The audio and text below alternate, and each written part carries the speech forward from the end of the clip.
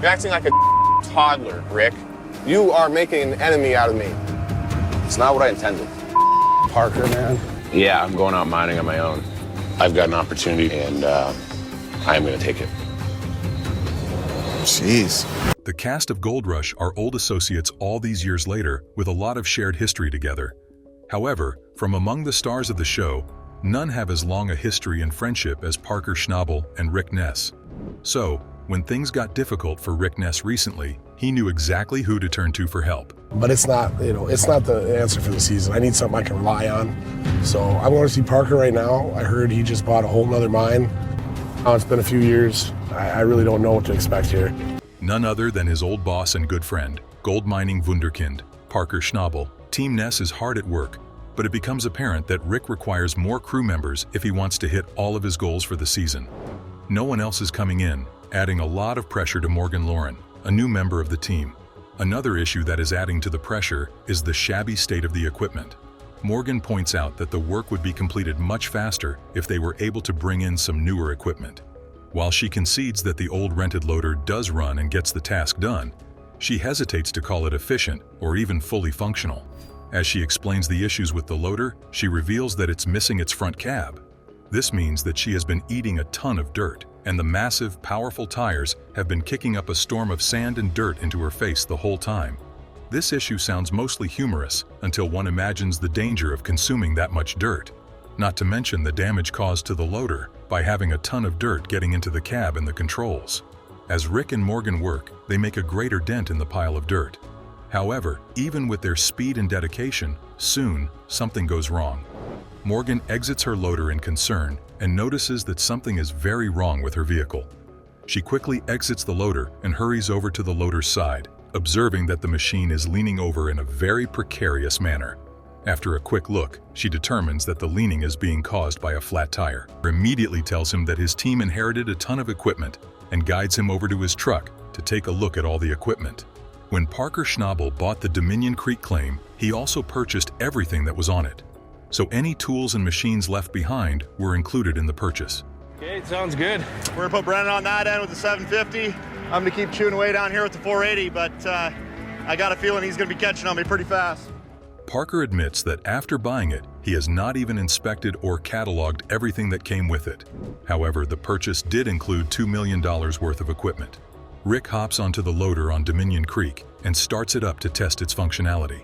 The sound of the motor passes their quick inspection, and Rick tries to cut a deal right away for the use of the loader. Parker tells him that there will be no deal. Instead, he tells Rick that he hates talking about money, but he especially hates it when it comes to friends. He tells Rick that he can use it, no deal or money exchange is needed. He instead tells him that they can just work it out in the fall. He elaborates that if Rick hits the mother lode, then he will expect a few ounces of gold as rent, but otherwise they're all good. What Parker says is that if the loader helps him, he's happy to lend it. What he truly wants is for Rick to get back on his feet. This is a very humbling moment for Rick, as he realizes that Parker is a true friend to him, even after all their differences. Parker admits that it is a small gesture, but that he hopes it's better than denying him and not mending bridges out of pettiness. Rick is very thankful to him, and Parker suggests that he comes to pick up the loader when the roads clear up a bit. The difficulty of moving the loader may even necessitate bringing a trailer out to move it, but no one is willing to haul such heavy equipment at this time in the season. The problem of transporting the loader over to Rick's claim is overshadowed by the emotional reunion between the two old friends. When Parker is finally alone, he admits that he was surprised to see Rick again, since they have a lot of unspoken history between them. One thing that he is ruminating over is how Rick mentioned that he gave Parker his best years. To Parker, that sounds like crazy talk, because in his mind, Rick Ness has not even reached his best years in the gold mining industry yet. In Parker's eyes, Rick is still very young, only 42 years old. But he understands that perhaps mentally and emotionally the past few years, we got to keep the ball rolling, so whatever we got to do, right? Yeah. The reward there is hopefully 30 feet of pay underneath that, right? And good stuff. Have taken a heavy toll on his old friend. He wishes that things would get better for Rick, and that his small favor will be a step in that direction. In Alaska, Parker Schnabel discovers what may be the richest gold mine. On the next episode of Gold Rush, he claims to have made the most crazy treasure ever. Will this be his greatest win or risk? Stop wasting time and start. Parker Schnabel is overworked managing 2 mines in different countries. He has had initial challenges in Alaska, but $1,000. Parker's team is optimistic because both plants are running well. They appreciate being at the end of their huge mining activity and the effort required to move the wash plants. The crew wants to maximize the season and leave no gold behind as they reach the finish. Parker Schnabel's mining operation is running, but new challenges are straining the workers. Mitch Blaschke is carefully processing a lot of pay dirt from Parker's Indian River claim before the season ends.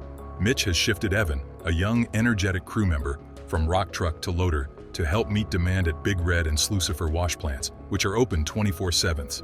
Despite these achievements, Parker adds a major task. Parker intends to establish a new operation in Alaska's Yukon in 3 weeks, with both wash plants working well in the Bear Cut and delivering over 1,800 ounces of gold. Big moment! This is what we've been waiting for and working on all day, buddy. Let's do it! The season's success depends on both plants working, as over half the area cleared, covering 4 million square feet. Mitch Blaschke must free up more land, including the Panama Canal Cut, a 10-acre cut. Mitch must dig up the only road connecting the camp to the current cutting and build a new road while maintaining critical access to the mine site after hitting frozen pieces and ice on the lone road to the camp. As they start this project, they discover the earth is frozen, aggravating the issue. Tyson informs Mitch that too many projects have left them without soil for the night shift. Parker's frequent plan modifications cause tension, but Mitch's crew is determined to finish the last 350 feet of the new road. They connect the new road just in time, allowing cars to dump pay dirt. With the new road, they can pile dirt and run wash machines. Parker's staff is under pressure to maximize gold production with limited time and resources. Machinery runs at maximum capacity as trucks load coarse tailings. Parker's all-or-nothing decisions push the crew. In 12 hours, they finish the road, enabling vital wash plant access. Mitch examines Parker's bold strategy, knowing that gold miners cannot hold gold underground. Justin and Tyson contend with frozen pay dirt and peeps in gold during the shortened week. While this is a break, Parker knows their situation is terrible. With so much soil to process, any more delays could hurt the season. Parker Schnabel is meticulously planning to capitalize on a potentially successful pay streak with the 4-acre Wolf Cut on the other side of the claim. Parker wants to deliver 1,000 ounces of gold this season, so he needs to efficiently access the pay dirt, which is 30 feet underground. The crew must remove 100,000 yards of overburden to reach gold-rich soil. The approaching season makes this duty urgent and requires careful planning and hard work. The group meets many hurdles along an old dredge pond, made worse by the flooding. Parker realizes the muddy conditions are making things harder. He warns about big machinery getting bogged in the mud and stresses the significance of careful maneuvering to avoid problems. Michael Baudry, a new crew member, keeps calm despite the obstacles. Michael brings tenacity and perseverance from past adversity to the group, ready to tackle any challenge. There with a chain on the excavator, get it up on dry ground so we could work on it. It must have shut off or the silt got in there and plugged it up. Water escaping melting permafrost complicates excavating. This unforeseen event floods the cut with pond water, threatening their efforts. Parker and his staff plan to manage rising water levels after realizing the problem. They installed a sump pump to regulate water flow and prevent floods, allowing them to control the dig site. Parker perseveres to maximize the Wolf Cut's potential and ensure no gold extraction is missed. Mark cleverly floated the pump on old pontoons to prevent flooding. It's a race against time to rescue the season and keep the money flowing. Mitch is stressed with only 5 days. Will help the crew identify the coins and their provenance. As they continue to work on their quest for the treasure, the team's day on Lot 5 was full with enthusiasm and expectation. They are eager to see what they can find and the possibility of further Oak Island mystery discoveries. Sandy and the narrator are searching for 3 Roman coins that were discovered on Oak Island and that have been confirmed to be over 1,000 years old and of Roman provenance. The first coin discovered is a portcullis, which is still used on contemporary British coinage. Sandy is quite certain that they were brought to Oak Island between 100 and 300 years ago, and they have also discovered English, Spanish, Indian, and Chinese coins. The second coin discovered on Lot 5 has been confirmed to be over 1,000 years old and of Roman origin. The questions now are when and who brought them here. Sandy is attempting to interpret something that doesn't seem to make sense. The mystery increases when they find 3 Roman coins discovered on Oak Island, and the narrator concludes that there was a well-executed plan over generations or centuries, possibly transatlantic voyages to the New World in 2016.